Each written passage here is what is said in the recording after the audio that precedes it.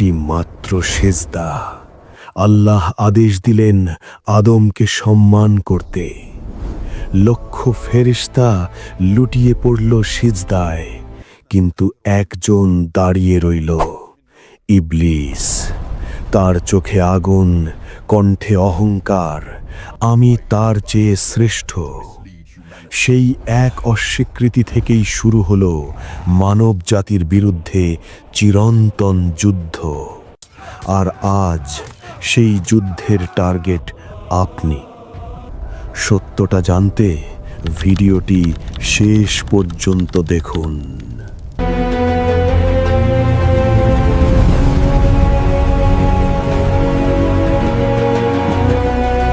মহাবিশ্বের ইতিহাসের পাতাগুলো যদি আমরা উল্টে দেখি, তবে এমন এক সময়ের সন্ধান পাব যখন এই পৃথিবী জনমানবহীন ছিল। না ছিল কোনো শহরের কোলাহল, না ছিল প্রযুক্তির দাপট, ছিল কেবল এক অসীম শূন্যতা এবং আল্লাহর সৃষ্টি করা ফেরেশতা ও জিন জাতি। কিন্তু সেই প্রশান্ত মহাকাশের বুকে আরশে আজিমের ছায়ায় এমন এক ঘটনা ঘটেছিল যা মহাকালের ইতিহাসকে চিরতরে বদলে দেয়। এটি কোনো সাধারণ ঘটনা ছিল না, এটি ছিল এক মহাজাগতিক বিদ্রোহ, এক অকল্পনীয় শপথ এবং স্রষ্টার সাথে সৃষ্টির এক প্রকাশ্য চ্যালেঞ্জ। আপনি কি কখনো ভেবেছেন আপনার জীবনের প্রতিটি ভুল, প্রতিটি পাপ, প্রতিটি হতাশা সেই আদিম চ্যালেঞ্জের সাথে কিভাবে সম্পর্কিত?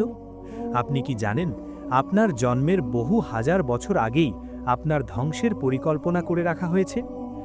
আজ আখেরাতের পথ চ্যানেলের এই বিশেষ পর্বে আমরা সেই রোমহর্ষক ইতিহাসের অতল গহ্বরে প্রবেশ করব। আমরা জানব সেই যুদ্ধের কথা, যে যুদ্ধ কোনো তরবারি দিয়ে নয়, বরং ধোঁকা আর বিশ্বাসের মধ্যে লড়াই করে জেতা হয়। গল্পের শুরুটা জান্নাতের সেই পবিত্র ভূমি থেকে, যেখানে মাটির তৈরি এক নতুন সৃষ্টির আগমন ঘটতে যাচ্ছিল।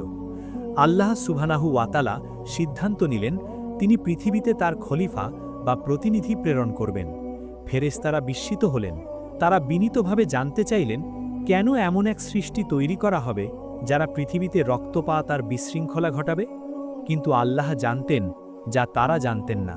তিনি মাটি সংগ্রহ করলেন, পৃথিবীর নানা প্রান্তের মাটি, কোনোটা শক্ত, কোনোটা নরম, কোনোটা লাল, কোনোটা কালো, ঠিক যেমন আজকের মানুষের স্বভাব ও গায়ের রং। সেই মাটি দিয়ে নিপুণ হাতে তিনি গড়ে তুললেন মানবজাতির পিতা আদম আলাইহিসসালামকে। কিন্তু তখনও তিনি শুধুমাত্র মাটির এক অবয়ব, প্রাণহীন, নিষ্পন্দ।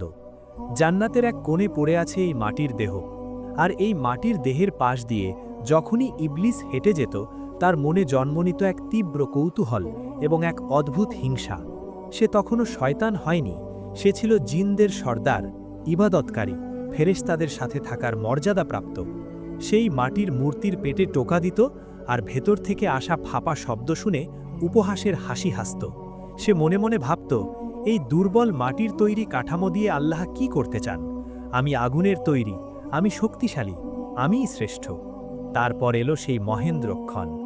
আল্লাহ আদম আলাইহিসসালামের ভেতরে রূহ ফুঁকে দিলেন, মাটির দেহ জীবন্ত হয়ে উঠল। চোখ মেললেন আদম। মহাবিশ্ব সাক্ষী হল এক নতুন অলৌকিকতার। আল্লাহ আদমকে শেখালেন সব কিছুর নাম যা ফেরেশতারাও জানত না। জ্ঞানের পরীক্ষায় আদম বিজয়ী হলেন। এবার পরীক্ষার পালা ইবলিসের। আল্লাহ মহাজাগতিক এক দরবার বসালেন, সেখানে উপস্থিত সমস্ত ফেরেশতা ও ইবলিস। মহান রব আদেশ দিলেন, সেজদা করো আদমকে। এটি ইবাদতের সেজদা ছিল না, এটি ছিল সম্মানের সেজদা, আল্লাহর আদেশের প্রতি অনুজ্ঞতের পরীক্ষা। মুহূর্তের মধ্যে, চোখের পলকে, লক্ষ কোটি ফেরেশতা লুটিয়ে পড়লেন সেজদায়। জান্নাতের মাটি ফেরেশতাদের কপালে ধন্য হল। কিন্তু ওই বিশাল সমাবেশের মাঝে একজন দাঁড়িয়ে রইল, মাথা উঁচু করে, উদ্ধত ভঙ্গিতে। সে ইবলিস। তার চোখে ছিল আগুনের লেলিহান শিখা, আর অন্তরে ছিল হিংসার দাবানল। সেজদা তো দূরের কথা, সে আল্লাহর হুকুমকে তুচ্ছ জ্ঞান করল। মহাকাশের নীরবতা ভেঙে আল্লাহ তাকে প্রশ্ন করলেন, হে ইবলিস, কিসে তোমাকে বাধা দিল তাকে সেজদা করতে, যাকে আমি নিজ হাতে সৃষ্টি করেছি? তুমি কি অহংকার করলে, নাকি তুমি নিজেকে খুব বড় মনে করছো? ইবলিসের উত্তরটি ছিল ইতিহাসের সবচেয়ে জঘন্যতম স্পর্ধা। সে কম্পিত কণ্ঠে ক্ষমা চাইল না, অনুতপ্ত হল না, বরং সে যুক্তি দেখালো, এক অদ্ভুত ও বিষাক্ত যুক্তি। সে বলল, আমি তার চেয়ে শ্রেষ্ঠ। আপনি আমাকে সৃষ্টি করেছেন আগুন থেকে, আর তাকে সৃষ্টি করেছেন সামান্য মাটি থেকে। এই একটি বাক্য, আনা খাইরুম মিনহু, এই অহংকারী তাকে আজাজিল থেকে ইবলিসে আর ইবাদতকারী থেকে অভিশপ্ত শয়তানে পরিণত করল। আল্লাহ তাকে জান্নাত থেকে, তার রহমত থেকে বিতাড়িত করলেন, ঘোষণা করলেন, বের হয়ে যায় এখান থেকে, ধিক্কৃত ও বিতাড়িত অবস্থায়, আর কেয়ামত পর্যন্ত তোর উপর আমার লানত বর্ষিত হবে।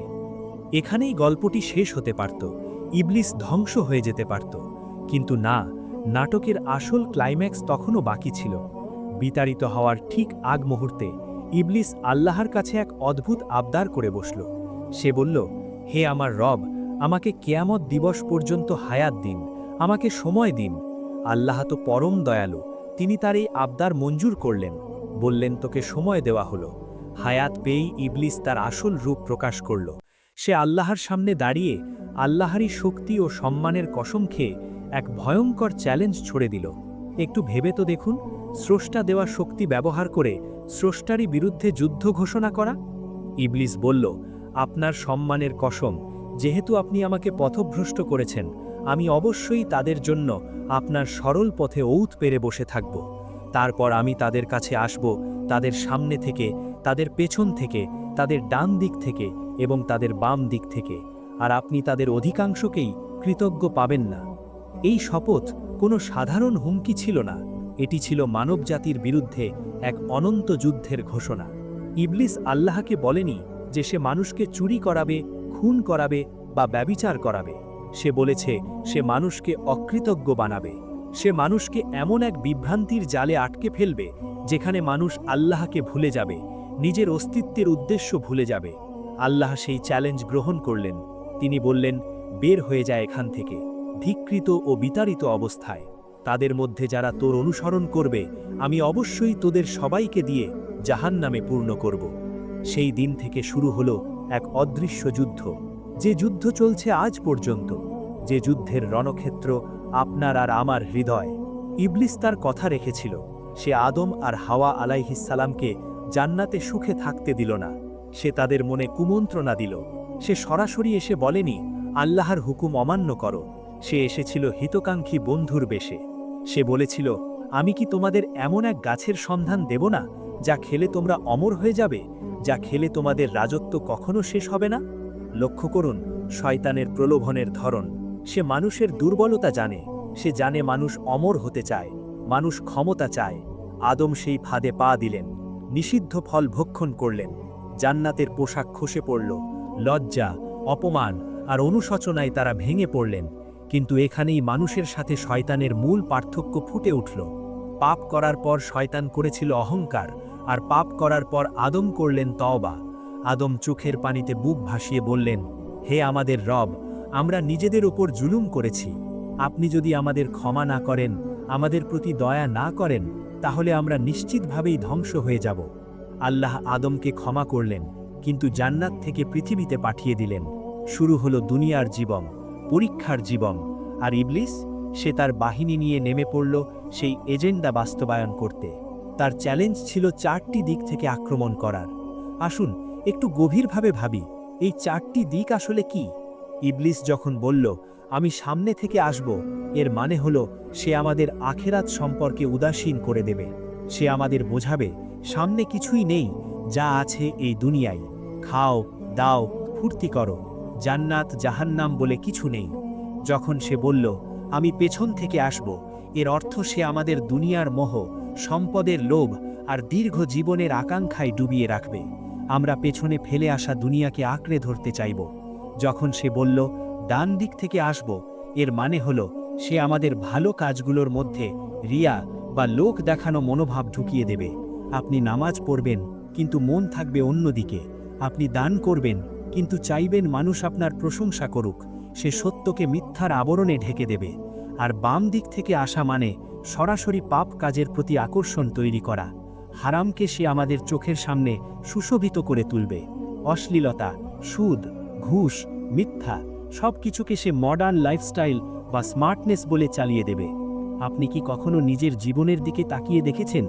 গভীর রাতে যখন আপনি একা থাকেন, হাতে স্মার্টফোন, স্ক্রোল করছেন একের পর এক ভিডিও, তখন কি মনে হয় না সময়গুলো বরফের মতো গলে যাচ্ছে? ফজরের আজান হচ্ছে, কিন্তু আপনার চোখের পাতা ভারী হয়ে আসছে, মনে হচ্ছে আরেকটু ঘুমাই। এটা কি সেই ইবলিসের কুমন্ত্রণার অংশ নয়? যখন কোনো হারাম রিলেশনশিপকে আপনার কাছে পৃথিবীর সবচেয়ে পবিত্র ভালোবাসা মনে হয়, তখন কি মনে পড়ে না সেই শপথের কথা, আমি তাদের সামনে ও পেছন থেকে আসব? ইবলিস তার কথা রেখেছে। সে আমাদের জীবনকে এমন সব খেল তামাশায় ডুবিয়ে রেখেছে যে আমরা ভুলে গেছি আমরা কেন এখানে এসেছি। আমরা ভুলে গেছি আমাদের আসল বাড়ি এই পৃথিবী নয়, আমাদের আসল বাড়ি জান্নাত। ইবলিস চায় না আমরা বাড়ি ফিরি, সে চায় যেন আমরা তার সাথে সেই আগুনের গর্তে সঙ্গী হই। সে একা জাহান্নামে যেতে চায় না, তার জিদ, তার আক্রোশ সবই আদমের সন্তানদের বিরুদ্ধে। কিন্তু এই যুদ্ধে আমাদের অবস্থান কোথায়? আমরা কি অসহায়? একদমই নয়। আল্লাহ সুবহানাহু ওয়া তাআলা যখন ইবলিসের চ্যালেঞ্জ গ্রহণ করেছিলেন, তখন তিনি আমাদের জন্য এক বিশাল সুসংবাদও দিয়েছিলেন। ইবলিস বলেছিল সে মানুষকে বিভ্রান্ত করবে, কিন্তু আল্লাহ বলেছিলেন আমার খাঁটি বান্দাদের ওপর তোর কোনো ক্ষমতা চলবে না। তিনি আমাদের দিয়েছেন ঈমান, দিয়েছেন কুরআন, দিয়েছেন তওবার দরজা। ইবলিস আমাদের ধোঁকা দিতে পারে, কিন্তু আমাদের ইচ্ছা শক্তিকে নিয়ন্ত্রণ করতে পারে না। সে শুধু ডাকতে পারে, সাড়া দেওয়া বা না দেওয়া আমাদের হাতে। কিন্তু সমস্যা হলো আমরা এতটাই গাফেল হয়ে পড়েছি যে আমরা বুঝতেই পারি না কখন আমরা শয়তানের গোলামে পরিণত হয়েছি। আজকের এই আধুনিক যুগে ইবলিস তার কৌশল বদলেছে। সে এখন আর মূর্তি পূজা করায় না, অনেক ক্ষেত্রে সে এখন মানুষকে নফস বা প্রবৃত্তি। রাসূলুল্লাহ সাল্লাল্লাহু আলাইহি ওয়াসাল্লাম বিদায় হজের ভাষণে শয়তান সম্পর্কে আমাদের সতর্ক করেছিলেন। তিনি বলেছিলেন শয়তান নিরাশ হয়ে গেছে যে এই আরব উপদ্বীপে আর কখনো তার পূজা করা হবে, কিন্তু সে তোমাদের একে অপরের মধ্যে গণ্ডগোল বা ফাসাদ সৃষ্টি করা থেকে নিরাশ হয়নি। এই কথাটির গভীরতা কি আপনি বুঝতে পারছেন? আজকের পৃথিবীতে তাকালে আমরা কি দেখি? ভাইয়ে ভাইয়ে দ্বন্দ্ব, স্বামী স্ত্রীর বিচ্ছেদ, পরিবারে অশান্তি। আপনি কি জানেন সহিহ মুসলিমের একটি হাদিসে এসেছে ইবলিস পানির ওপর তার সিংহাসন স্থাপন করে এবং তার চেলা চামুন্ডাদের পৃথিবীতে পাঠায় ফিতনা সৃষ্টি করার জন্য। দিন শেষে শয়তানরা যখন ফিরে আসে, কেউ বলে আমি তাকে দিয়ে চুরি করিয়েছি, কেউ বলে আমি তাকে দিয়ে মিথ্যা বলালেছি। ইবলিস তাদের বলে তোমরা তেমন কিছুই করনি। কিন্তু যখন একজন শয়তান এসে বলে আমি আজ স্বামী এবং স্ত্রীর মধ্যে ঝগড়া লাগিয়ে দিয়েছি এবং তাদের বিচ্ছেদ ঘটিয়েছি, তখন ইবলিস আনন্দে তাকে বুকে জড়িয়ে ধরে এবং বলে হ্যাঁ, তুমিই আসল কাজ করেছ। কেন? কারণ পরিবার ভেঙে গেলে সমাজ ভেঙে যায়, আর সমাজ ভেঙে গেলে ঈমান রক্ষা করা কঠিন হয়ে পড়ে। আপনার ঘরের ওই ছোটখাটো ঝগড়া, অকারণে রেগে যাওয়া, আপন মানুষকে ভুল বোঝা, এগুলো কোনোটিই কাকতালীয় নয়। এগুলো সেই ইবলিসের এজেন্ডা যে শপথ করেছিল আপনাকে ধ্বংস করার। কিন্তু ইবলিসের সবচেয়ে ভয়ঙ্কর অস্ত্রটি এখনও বলা বাকি। সে জানে বনি আদম ভুল করবেই। সে জানে মানুষের নফস দুর্বল, তাই তার আসল টার্গেট পাপ করানো নয়। তার আসল টার্গেট হলো পাপ করার পর আপনাকে হতাশ করা। খেয়াল করবেন, যখন আপনি কোনো গুনাহ করে ফেলেন, তখন আপনার মনের ভেতর একটা কণ্ঠস্বর ফিসফিস করে বলে তুমি অনেক খারাপ, তোমার আর কোনো আশা নেই, আল্লাহ তোমাকে মাফ করবেন না, এত পাপ নিয়ে তুমি কিভাবে জায়নামাজে দাঁড়াবে। এই কণ্ঠস্বরটি আপনার বিবেকের নয়, এটি ইবলিসের ধোঁকা। সে চায় আপনি আল্লাহর রহমত থেকে নিরাশ হয়ে যান, কারণ সে জানে যদি আপনি একবার সিজদায় পড়ে রব্বিক ফিরলি বলে চোখের পানি ফেলেন, তাহলে আল্লাহ আপনার পাহাড় সম গুনাহকেও মুহূর্তের মধ্যে মাফ করে দেবেন। আর এটাই ইবলিসের সবচেয়ে বড় হারের জায়গা। সে চায় না আপনি তওবা করুন, সে চায় আপনি ভাবুন যে আপনি বাতিল, আপনি ধ্বংস হয়ে গেছেন। আসুন আমরা সময়ের চাকা ঘুরিয়ে চলে যাই সেই ভবিষ্যতের চূড়ান্ত দিনে, কিয়ামতের মাঠে, যেই দিনের কথা আল্লাহ বারবার কোরআনে স্মরণ করিয়ে দিয়েছেন। সেই দিন সূর্য থাকবে মাথার খুব কাছে, মানুষ নিজের ঘামে ডুবতে থাকবে, বিচার শুরু হবে। জান্নাতীরা জান্নাতের দিকে এবং জাহান্নামীরা জাহান্নামের দিকে রওনা হবে। তখন জাহান্নামের আগুনের সামনে দাঁড়িয়ে এক অবিশ্বাস্য দৃশ্য দেখা যাবে।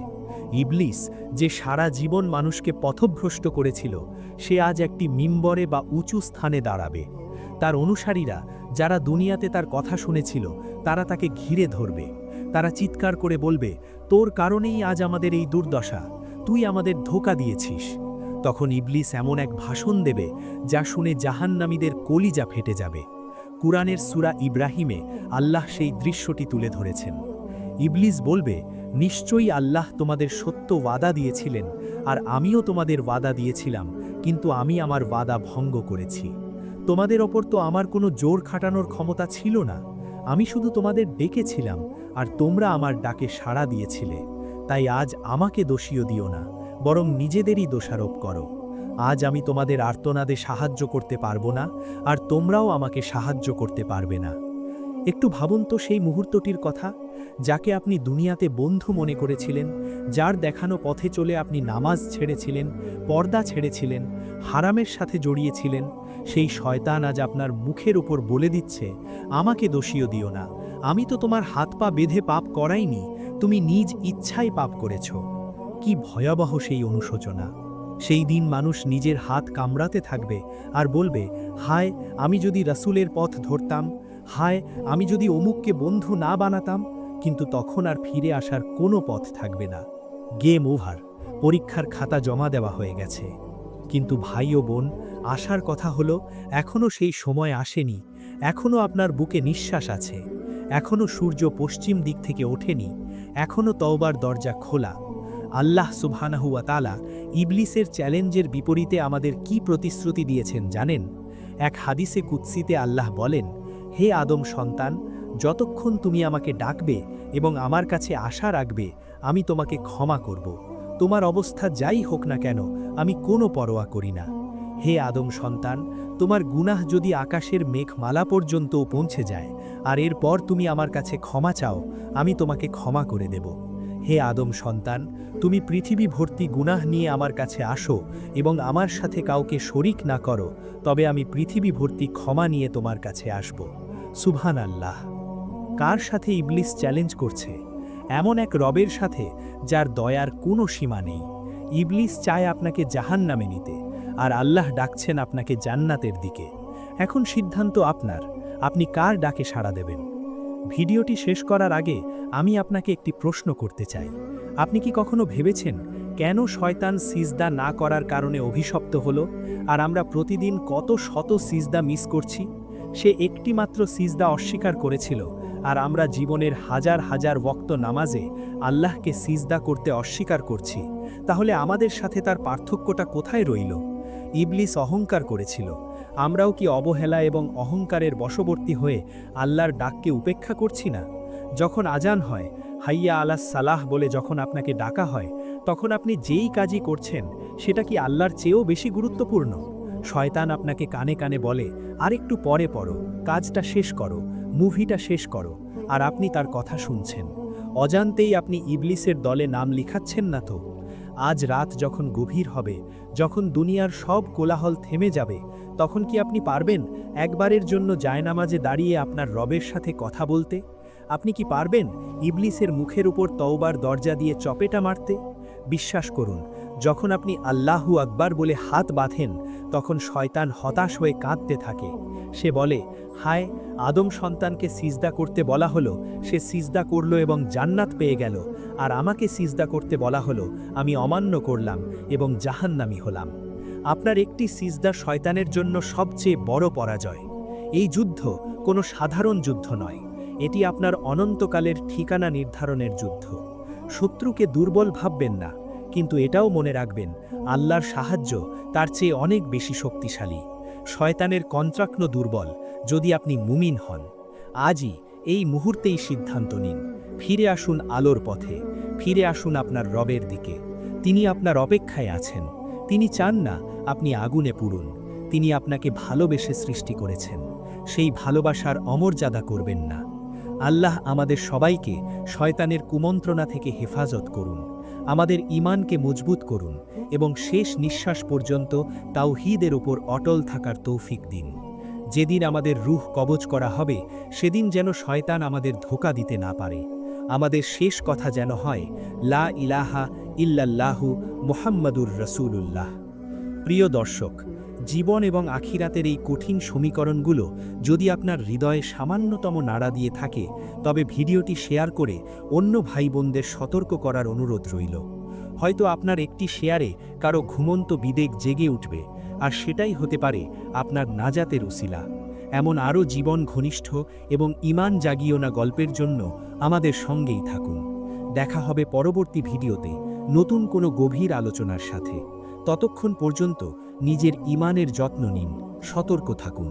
আপনারা দেখছিলেন আখিরাতের পথ, সত্যের সন্ধানে জান্নাতের পথে।